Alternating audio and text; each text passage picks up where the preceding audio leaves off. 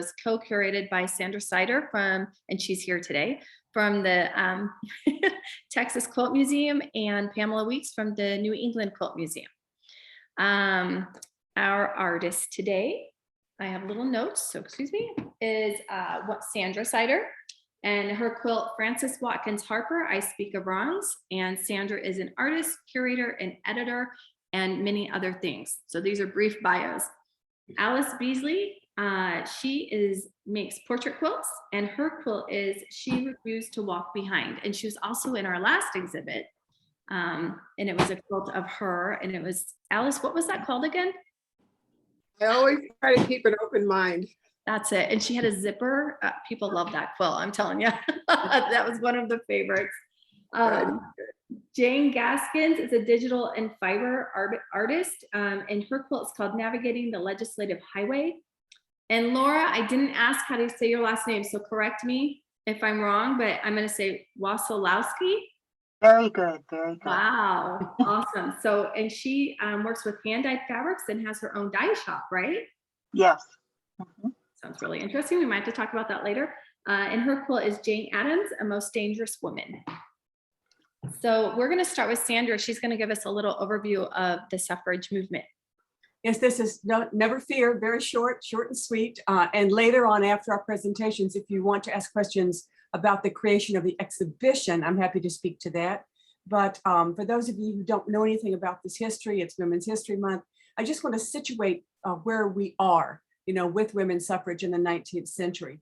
And it has all to do with amendments to the Constitution of the United States. And you may know about the 13th Amendment, ratified in 1865, and all these dates are ratification dates with states ratifying. And that abolished slavery and involuntary servitude. When we say slavery, we quickly think of African Americans in slavery, but there was something called indentured servitude, where a lot of Blacks and also poor immigrants from Europe and also Asia were put into servitude as children, and they didn't even know it had ended. And the people that owned them kept them, and that was a huge problem as well. In 1868, we have the 14th Amendment, and that said that all persons born or naturalized in the United States are citizens. However, that applied in reality only to white. Phased in, and if this at the end of the day will make the state. Could everybody please mute? Mute your mics. Thank you. So that. Oops.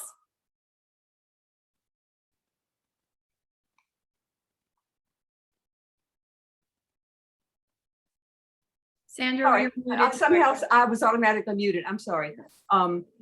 This citizenship did not apply technically to women, to Asian Americans, to Native Americans. It was much later before they had any sort of rights. So the idea of being a citizen was a key concept in women not being able to vote nationally. Although in 5 territories in the 19th century, in quite a few states, 15 states actually, women were allowed to vote in state elections. So it was coming along in the 19th century, but there was no overall amendment that gave women the right to vote. Then in 1870, there was a crucial 15th Amendment, and Alice may speak about this a little bit, and that was the right of citizens to vote that could not be denied on account of race or previous condition of servitude.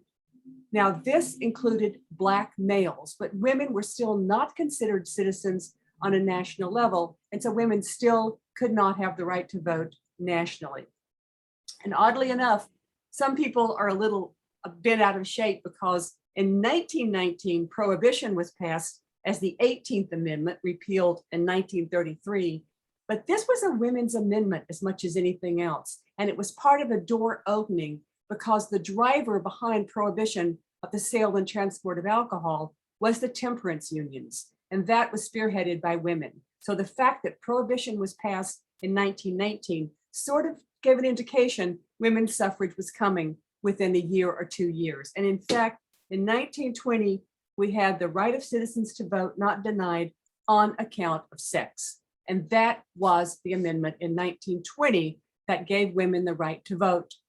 Technically, but and Alice may speak about this, many decades later, many women still could not vote. Asian Americans were given sort of citizenship tests that were bogus. African Americans were given literacy tests in some states where they were handed a blank sheet of paper and said, read what's on this paper. And they would say, well, I can't read it. And they would say, well, then you can't vote. And then they were taken out of the voting place. So, you know, we have to realize what a precious right this is. We have to realize that we still have to protect it. It's been obvious recently. It needs to be protected continuously in this country. And I just want to put it in perspective what we have here, because there are more than a dozen countries in the world still where women really don't vote. There's only one, Saudi Arabia, where women alone are not able to vote. They're not allowed to vote. But most other countries where women can't vote, it's because of their cultures. They're not allowed to be outside alone without their husbands giving them permission. Or for example, in Egypt, a woman to vote must remove her veil. And an Orthodox Muslim woman would not do that in public, so she can't vote. So we have a very precious right here, and we need to protect it, and we need to appreciate it. And that's my introduction. Thank you, Sandra. That was a fantastic introduction. And like Sandra said, if anyone has any questions later, we can definitely answer those. So next, we're going to have Alice Beasley. She's going to talk to us about her quilt called She Refused to Be Left Behind, right? She refused to walk behind. To walk behind, that's right. Yeah. So Phil, go for it. Were you going to put up a Oh, picture? I am. Thank you. You're looking at me and I was like, that's right.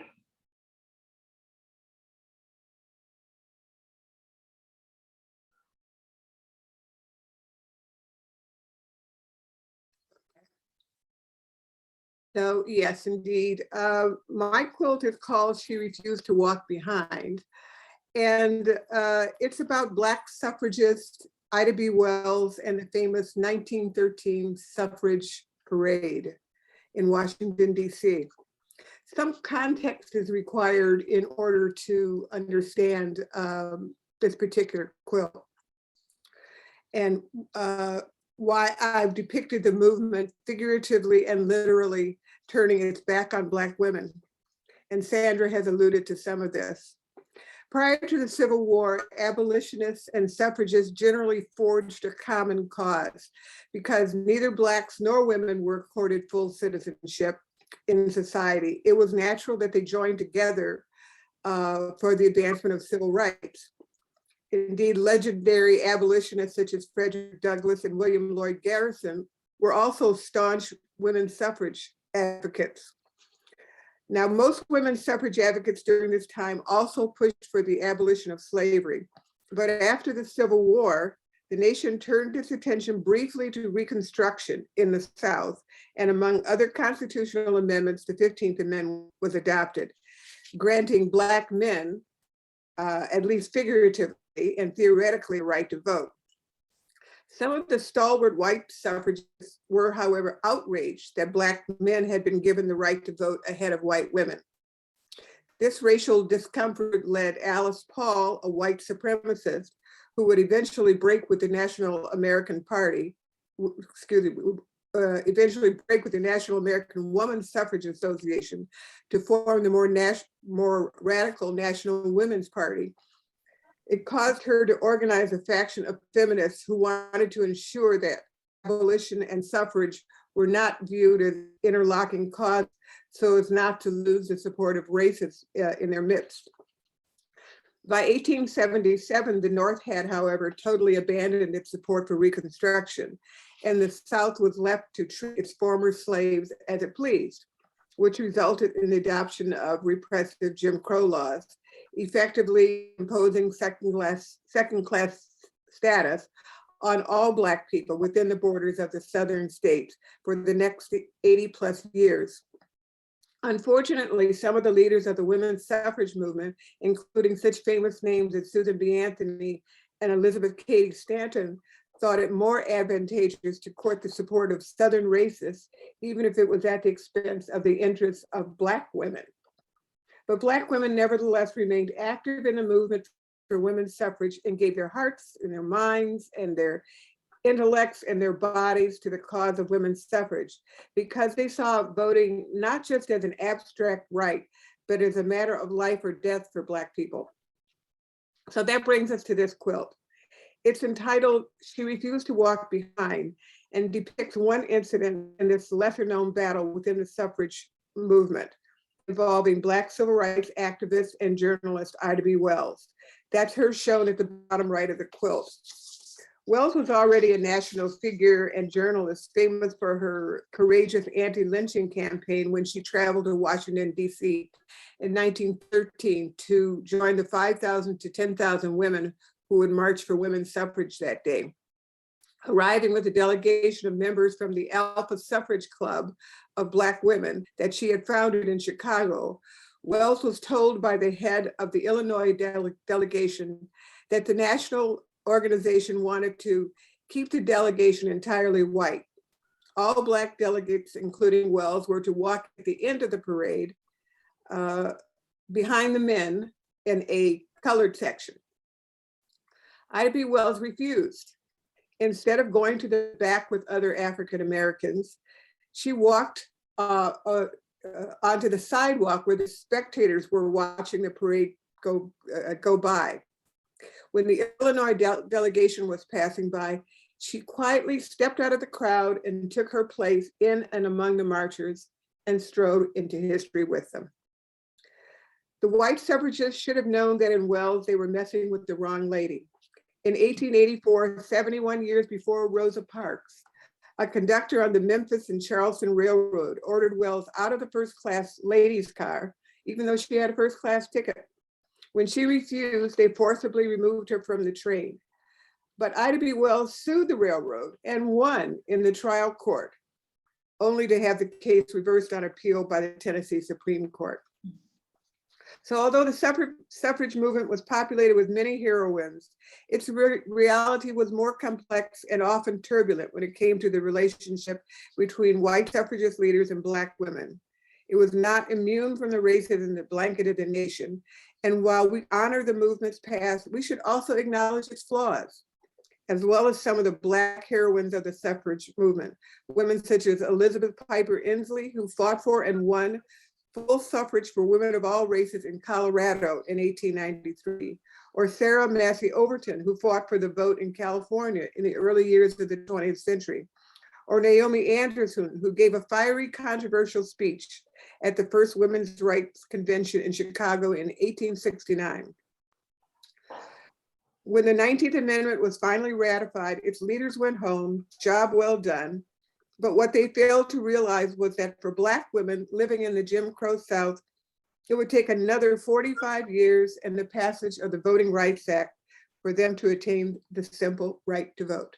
Thank you. Thank you, Alice. That was very good. Oh, sorry, I'm trying to get out of here. All right, do we have any questions? I did have a question because I don't really know the answer to this. Alice, do we know what the reaction of the Illinois delegation was when Ida B. Wells stepped into that crowd? I have no idea. I think, well, first of all, she was, not everybody in the delegation, felt that way. So she was in fact welcomed by, she knew, people there, and she was welcomed by some of them. What the reaction for the rest was, I don't know. So this seems well planned, which makes sense with Ida B. Wells. I don't know about that. I don't know that she had planned it, but I think she just wasn't a woman to stand for. No. I love that when you talk. She did so many really heroic things in her life. I can't get into them now, but she was a firebrand. I also love in your quilt how you've positioned her front and center in a very heroic stance with everybody else smaller in the back, the crowd receding. So it really emphasizes, her as a personality. Thank you. It makes a big impact. And I know when I read the placard and at the very end, you said that she just sat there and waited for them to come by and she slipped right in. I just laughed. I thought, oh my God. She was really sharp. I mean, to be able to she just figured out, nope, I'm gonna wait for you guys. Yeah. That was great. And Marianne Fonz wrote that your quilt motivated her to spend several hours reading about the amazing and courageous Ida B. Wells, Oh, good, which good. is what we hope, right? Yeah, the entire purpose. Yeah, exactly. And all of the quilts have been very impactful. So, I mean, everyone who visits has been spending 45 minutes to an hour. And so they've been Right. reading them. Okay. All right. So we're going to move to now Sandra Sider, who's going to tell us about her quilt on Frances Watkins Harper. Before I talk about Frances Ellen Watkins Harper, and I will call her Frances because I sort of feel friendly towards her at this point. That's Jane's quilt. Yeah, I'm going to get there. There you go. Right. Okay. There's a little bit of a backstory behind the making of this quilt. I had not planned to have a quilt in the exhibition because I really don't feel it's proper for someone who's the curator or the editor to put her own work, in the book. Oops. But I sort of had to, and the reason is this. And I don't put this in the book; it's very personal. But Marion Coleman was one of the people who had agreed to make a quilt for the book. And you have to realize that these people committed in, I think, September in 2018. The quilts had to be done by end of February in 2019 to be able to have the book production done by 2020.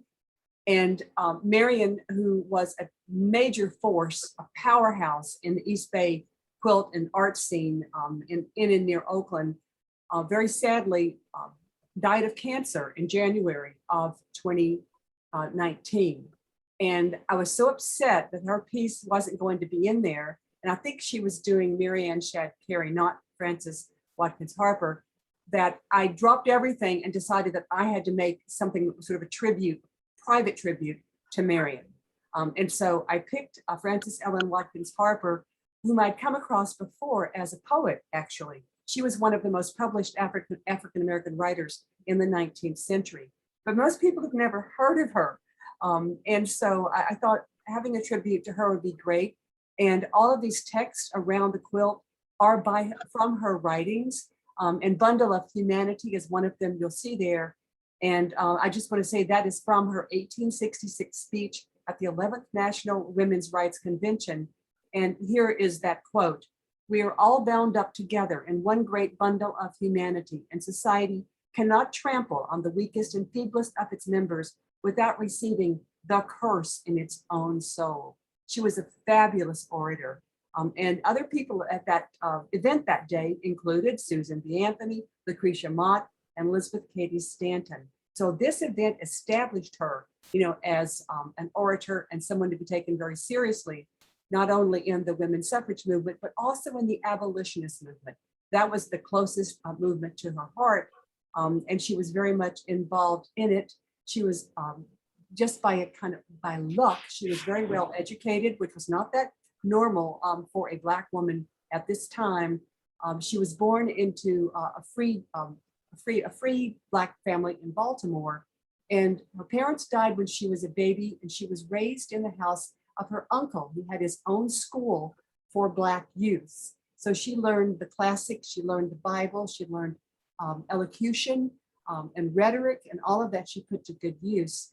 She actually had to go to work as a seamstress and a nursemaid when she was 14.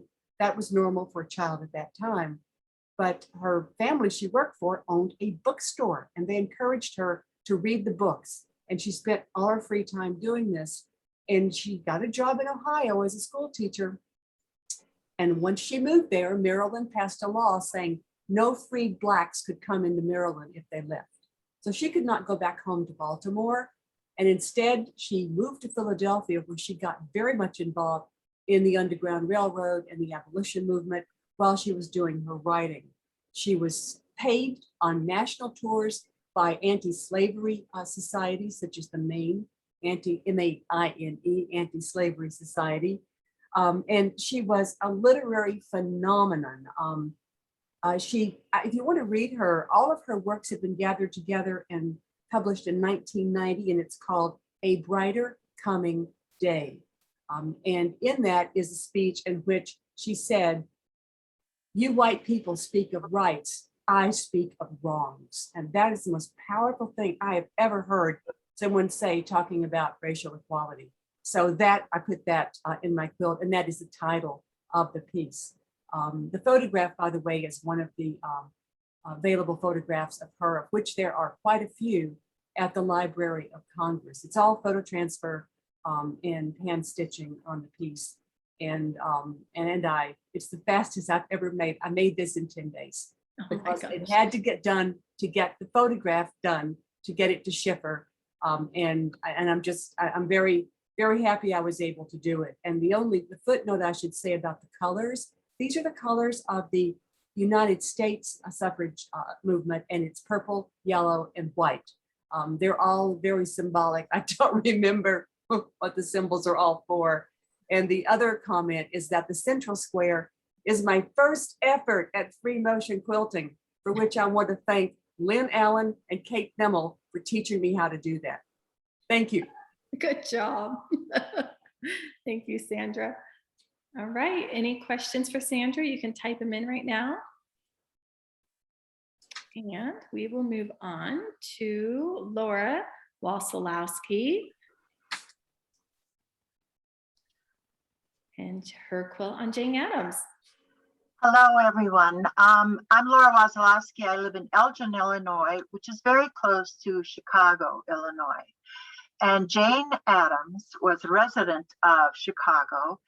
In 1889, she founded, along with her partner, Ellen Starr, she founded a settlement house in Chicago. It was called Hull House.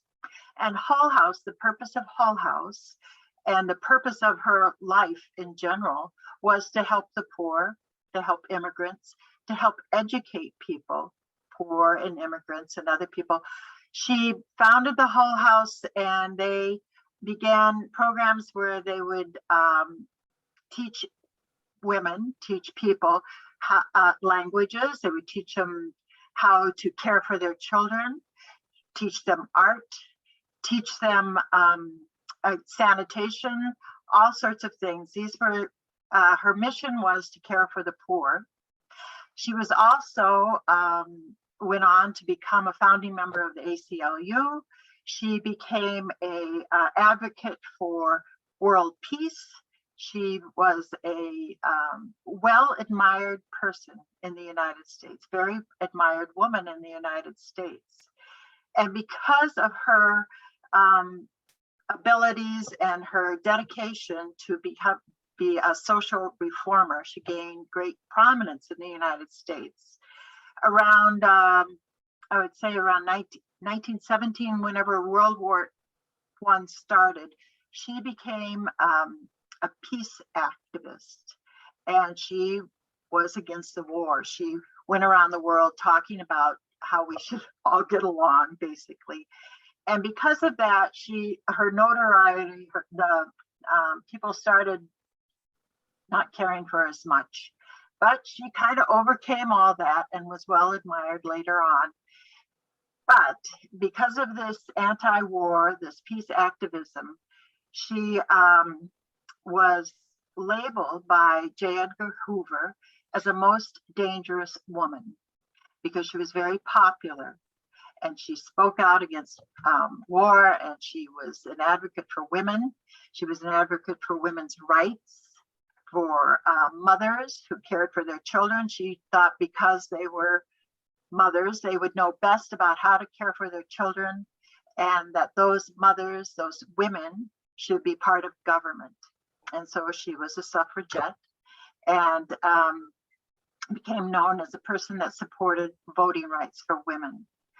So this quilt is called A Most Dangerous Woman because Hull House is on the University of Chicago campus. And when I visited it before making the quilt, it's a museum. You can walk around and learn more about Jane Addams and a settlement house and what they did there, what they taught people.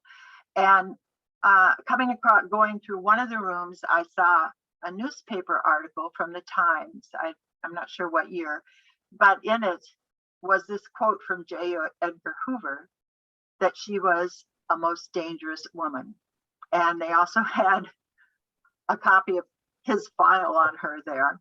So that triggered this design. And I became a great admirer of Jane Addams. And this quilt is made with an image of her that is printed by Spoonflower. And I set it up sort of like, you know, when you have a prisoner facing front on and sideways like that, with the quote, "a most dangerous woman" underneath, because it best depicts her life in a way, how she was somebody to be reckoned with. And I so admire her and the women of that time and what they went through and how they supported each other and how they became social reformers and changed the way that we live. In 1931, she was awarded the first American woman to be awarded the Nobel Peace Prize. She went on, I think she passed away in 1935, but she's well admired here in Chicago. There's a park named for her. There's a section of the freeway that's named for her. She is loved by the city of Chicago and the people of Chicago. And I'm happy to be part of this exhibit and to show you more about Jane Addams. Thank you. Thank you very much. Well, first off, let me ask Robert's asking, can you talk about your quilting technique?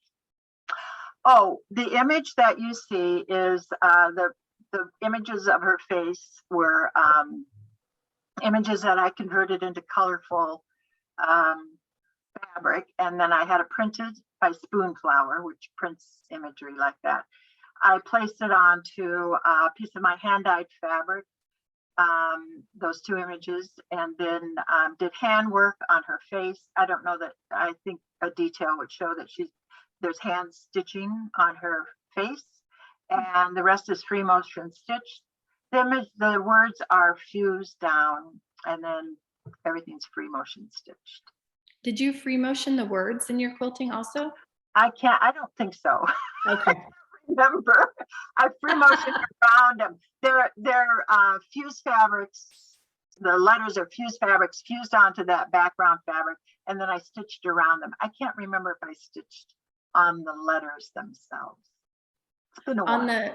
In the ones that are in the background? Oh, yes. Yeah, I see what you mean. Yeah, if you can see, there's kind of the little trapunto thing going on around the edges where there are words like suffragette, Hull House, social reformer, Nobel Peace Prize go around the edge. And I stitched around the letters so that they pop out.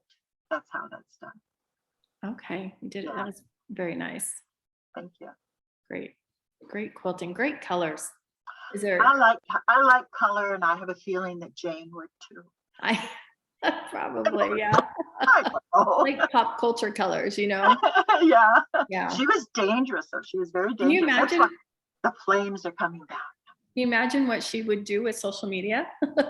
Yes. Yeah. She was a strong woman. Yeah. Yeah. Just like Ida B. Wells. Ida B. Wells, which is from Chicago as well. Oh, She wow. lived in Chicago as well. Yeah. Oh, Yeah. Some Tough strong women out of there. Some tough women. Yeah. Well, thank you. And if anyone has any more questions for Laura, you can go ahead and type those in chat. And we are going to move on to Jayne Gaskins' quilt, Navigating the Legislative Highway. Oh no, Jane, you're muted. Hold on. I'll ask you to unmute. You there? I'm trying to there it's unmuted now. I'm sorry, I had a little difficulty in unmuting it. Okay. Thank you. Well, my quilt is about actually the amendment itself. And when I started researching this subject, I very quickly realized that it was far, far greater than a major historical event. And this cannot be considered, as I think Sandra did a beautiful job of pointing out in the beginning, this cannot be considered a one-off event, but rather a monumental milestone. And a great deal of legislation led up to this amendment. And it broke ground for significant achievements in voting rights and also in equal rights, not only for women, but for all disenfranchised people. And here we are, over 100 years later, having built greatly on this milestone, but with the Equal Rights Amendment, which was first introduced in 1923, has yet to be ratified in all states. Congratulations, Iowa. You were one of the first when it was reintroduced in 1972 to ratify it. But no, we have not arrived yet. Mhm. My original title for the piece was Mommy, Are We There Yet? And I think Sandra was right when she encouraged me to change it to the Legislative Highway, because it really does fit better with this whole concept. But we all agree that the ratification of the 19th Amendment is far more than an epic achievement. It's a journey, and it's a journey that still continues. And I depicted this as a timeline that starts from the darkness in 1777 and getting lighter as women and disenfranchised people's rights are becoming more and more realized.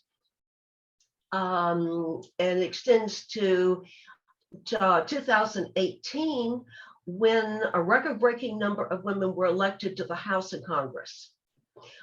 Presented each of the signposts along the way in type fonts that were similar of that era. But my greatest challenge with the whole thing was trying to decide what to leave in and what to leave out. Because if I put everything in there I wanted to put in, you couldn't have read it. But one thing I absolutely couldn't resist was the Me Too movement bracelet on the driver's arm, because without this, that too would have not been possible if this groundbreaking event had not occurred over 100 years ago. Very true. Yeah. I think you do a beautiful job of visually depicting the journey. I love it. The more I look, I get to see these every day. So the more I look at them, you see more in them. And I finally got to really study this one. And I was just like, oh my gosh, you got a lot into it. It's a small quilt too. It's not. Well, it's long. It's long. It's long, yeah, but it's not that tall. And Yeah. There's a lot there, and it's well done visually. I like it. Thank you. Yes. All right. So what time do we have? All right. Do we have any other questions? Or do we want to learn? We could talk more about your other work if you would like to do that. Or Sandra, if you'd like to talk a little bit about pulling the exhibit together. I can do that. Okay. Although I'm happy for these other three artists to talk about their work as well. We have them here. So. I'm sure we can do it all. Yeah. This began with a germ of an idea in the summer of 2018 with Judy Schwinder, who then was the curator at the National Quilt Museum. She's since retired from there.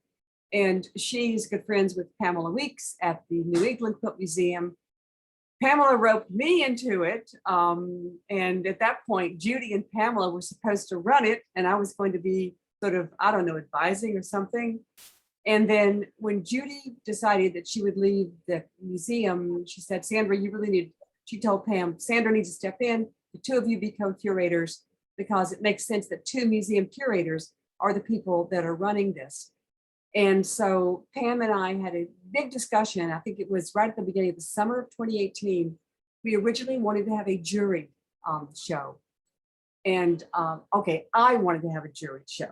And Pam just said, are you out of your mind? If we do a catalog, these quilts have to be photographed by the end of February. That's next winter. And so we don't have time for a juried show. So then we had a discussion about invitational. And that's what we ended up doing. and Pam invited some people. I invited some people, and we tried to make it as diverse as we could.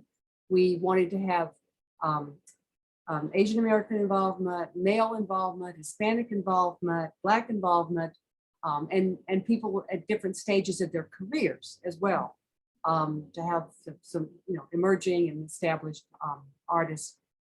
And we wanted to have people who could do representational work. We wanted to have, they chose a suffragist or an aspect of the movement, and we wanted it to be pictorial in some way. And that knocked out a lot of people in the quilt world, the art quilt world. And so we invited, I believe we invited, we have 28 quilts by 29 artists, because the Pixel ladies are a team that worked together. And we invited 3 people, I think it was, who couldn't be in the show. It was amazingly gratifying. I originally said we should invite 50 because we need 25. And Pam, again, the voice of reason, I get so excited. She said, Sandra, why don't we invite 30? Because what if they all say yes? And so we invited 31. One just got married and was going on a honeymoon. The other had 3 commissions to do within the next 6 months. And the other was having medical issues. And so in essence, almost everybody we asked is in this show. And people just barreled in and worked on their pieces and got them photographed. And that this is somewhat unusual that you have to have the quilts photographed a solid year in advance. But Schiffer, who's the publisher of the catalog, my editor, who's a woman, Sandra Kornchak, she just said, this is major. This is really important. We have to get this out in 2020 because there are going to be so many exhibitions in 2020, so much press in 2020. And so we did. We all know what happened in 2020. The premier opening venue, National Quilt Museum, no exhibition. The quilt sat there in the cases. And we booked, this is gratifying, we booked 8 venues before the quilts were finished. I have never had that happen in my entire life after 40 years of working with exhibitions and quilts. And people just responded to it immediately, and they understood the importance. And I had the list of artists, and that also was really important. And the 3 women on the screen were on that list to help people say they would book the show. And it was just the most amazing experience. And those of you who've seen the catalog, Schiffer knocked this out of the park.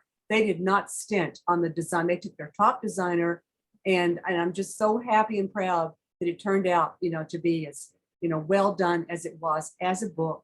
I just wish we had had more venues. I do have the news that maybe not everybody knows, in that the final venue will be the National International Quilt Festival in Houston. Right. We've added that on. After that, people will get their quilts back.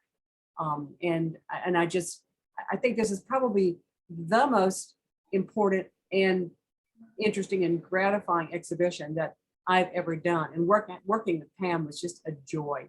We got to be very close. We had a really wonderful dinner in Houston in 2019. I don't think I would take on anything like this ever again. The amount of work was astonishing, but the fact that all the artists really took it seriously. And along the way, they were in contact with us about what they were doing. And, I really think we could not, I would modestly say, I don't think we could have done a better job. It would have been nice if COVID had let us have all of our exhibitions. That would have been the sort of icing on the cake. But as it was, the show's been well received. The book has been well received. Mm-hmm. And I'm happy to answer any questions people might have about this show in particular, or about doing an exhibition in general, if anybody is curious. We're very thankful that you all have done this. What did it feel like as the artist? What did it feel like to be invited to do the show? I have something to say about that. Of course, I was honored to be considered for that, but it took me a long time to come up with an idea, a way of expressing. I mean, I chose Jane Addams right away because I knew about her and she was Chicago related. but it took me a long time to come up with a design. And the thing that triggered it was a visit to Hull House and seeing that newspaper report from J. Edgar Hoover, where he called her a dangerous woman. That's what started the whole thing. So I'm glad I did that research. I'm glad we visited. And without that, I don't know what I would have made. I really don't know. I should say that each artist chose her or his suffragists to work on, or the theme to work on. And so, but by the time it got down to number 26, I said, no, she's taken. No, she's taken. But Laura jumped right in there with Jane Addams. And that's why we don't have any one quilt on the same person, because we wanted to have sort of a portrait gallery, of all of them. Yes.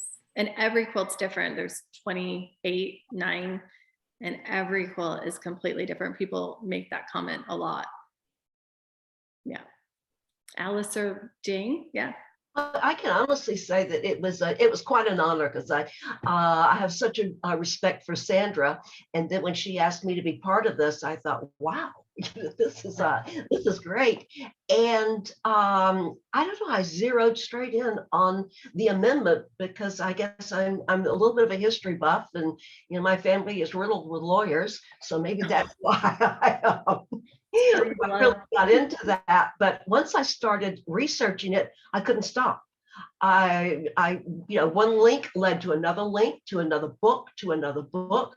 And the more and more I read, the more fascinating this became. And I thought, no, I can't do anything but this. This really needs to be shown as to what it is. That's great. Yeah. Alice? I had an unusual kind of dilemma in that I was fortunately asked to partake in 2 women's suffrage quilt shows. This one and the one that was originally scheduled to open at the Clinton Library in March of 2020.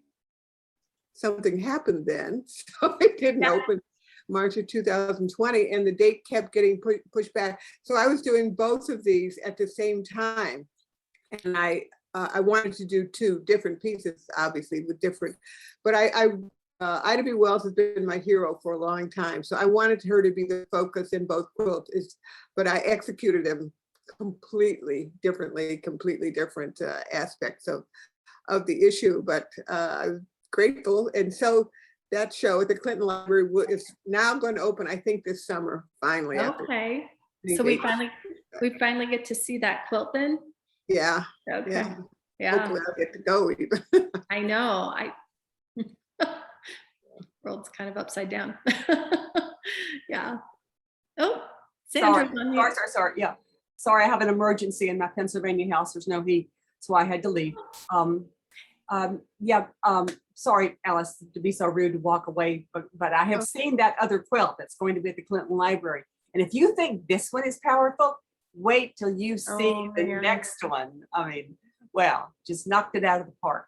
So we'll have to keep our eye out. That's awesome. All right, well, Sandra, thank you. Do you have to run? No. I just had to make sure that the furnace guy has the key, the plumber has the key, the pipes haven't broken. Never mind. This is my life. Okay.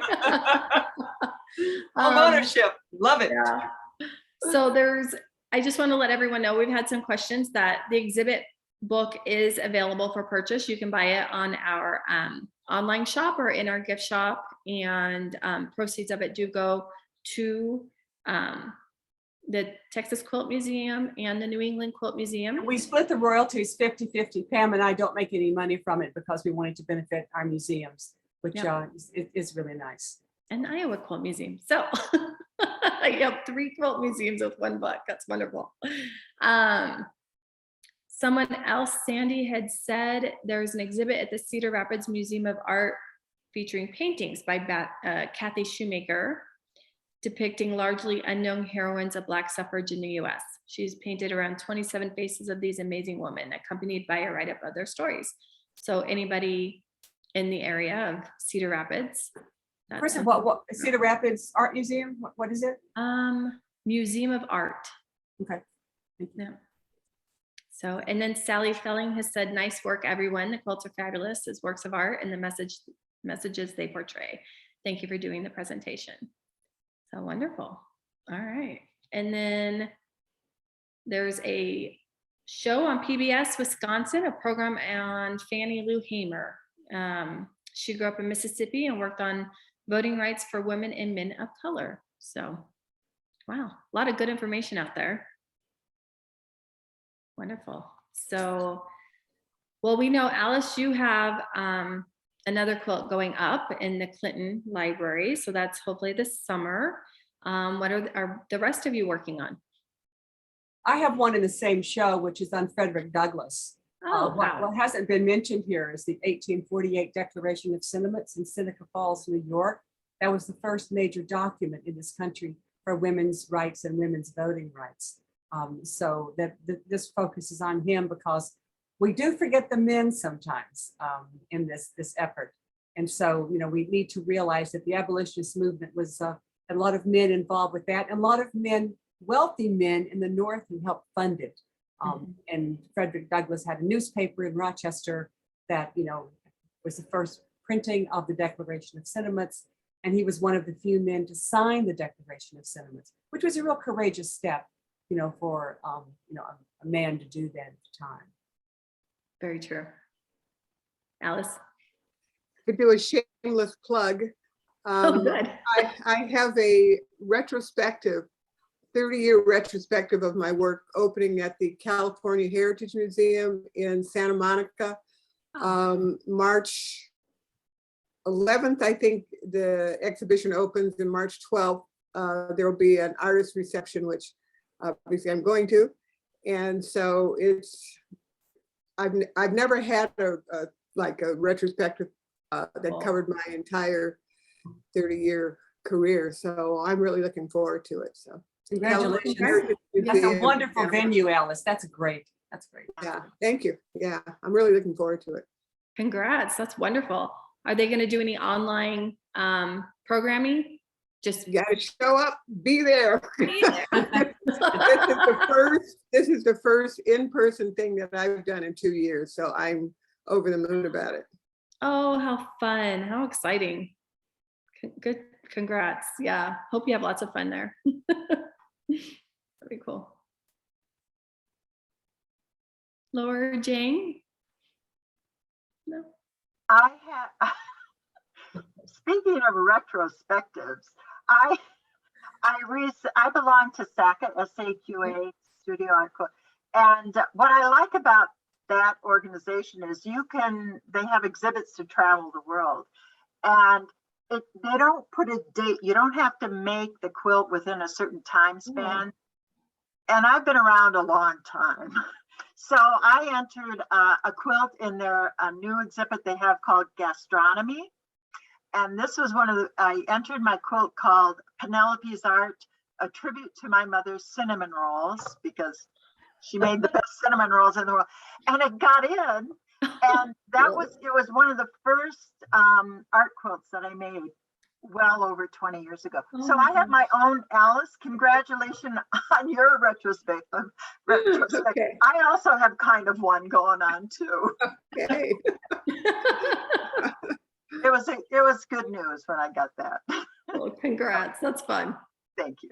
Yeah, that is one benefit of SACWA, because they have these global exhibitions and they have stopped having a date restriction on most of these shows, which was crazy because so many other places do have those date restrictions, like Visions and Quilt National. And so it's an opportunity to just dig into your images and say, do I have anything that might work for this? Well, they do have a restriction. It can't be teeny weeny and it can't be, 8 feet wide, but it's a huge leeway. No, we've changed that. We've just Changed changed that too? that. There are no Okay. size restrictions. No size restrictions at all. Wow. I didn't know that. That's The venue, you have to be able to fit through the door to get into the venue. And Elizabeth says something about it, but nope, all wide open. I want to say congratulations, Laura, because I've got one in gastronomy also. And mine is actually it's I'm trying to remember the name, what I titled it, because I'm going back and forth. It's Hunger, the Universal Cuisine. And it's supposed to be about food that is indigenous to certain areas. And what I'm saying is hunger. There isn't a society anywhere in any country that has not experienced hunger at some point. And I've got some hands holding an empty bowl. When you look into it, I've found photographs that are in public domain of starving people. And then behind that, I went through and I found the major famines going back over 100 years. And I've listed all the major famines going back over 100 years. So I kind of get into history. So. You do. That's neat though. I've heard that's a really good show. They didn't want my red corn cobs, but that's okay. I'll enter another one. They're not from Iowa if they didn't want corn cobs. Wonderful. Okay. Well, any other questions from our audience, or do any of our artists want to sit? Oh, we got a little bit. Do we have any, or if we want any more comments from our artists, we can do that too. Marianne Fawn says that makes me think of Charles Dickens' masterpiece, A Christmas Carol, and the depiction of ignorance and want. Yeah. Awesome. Great. Well, I think thank you all for coming. Thank you, Carissa. Thank you very much for having the show. Oh, thank you for thinking of us. This is absolutely wonderful. And the people coming into the museum have absolutely loved it. I mean, they're spending a lot of time in our gallery, which says a lot. Well, the link that got it in there is Marianne Fawn. So thank you, Marianne. I figured I was going to ask, but I was like, well, I kind of know the answer. Yeah. We're lucky to have Marianne. Yeah, she's wonderful. So, all right. Well, thanks everyone, and have a great March 1st. And all of our visitors, please come join us again. Our next webinar is March 15th, and we'll have 3 quilt artists, and I'm not going to say names because I will probably forget someone. So visit our website on iowaquiltmuseum.org, and it's under the events, virtual quilt events tab. And we have our airing of the quilts coming up in June 1st through the 4th. And we will be doing, getting more information about that this month. So we have some classes and a retreat and the actual airing on Saturday. And we're gonna have the Central Iowa Modern Quilt Guild and also QuiltCon winners from 2022. So it's gonna be a fun one. All right. Thanks again. Bye-bye. Have a good one. Bye.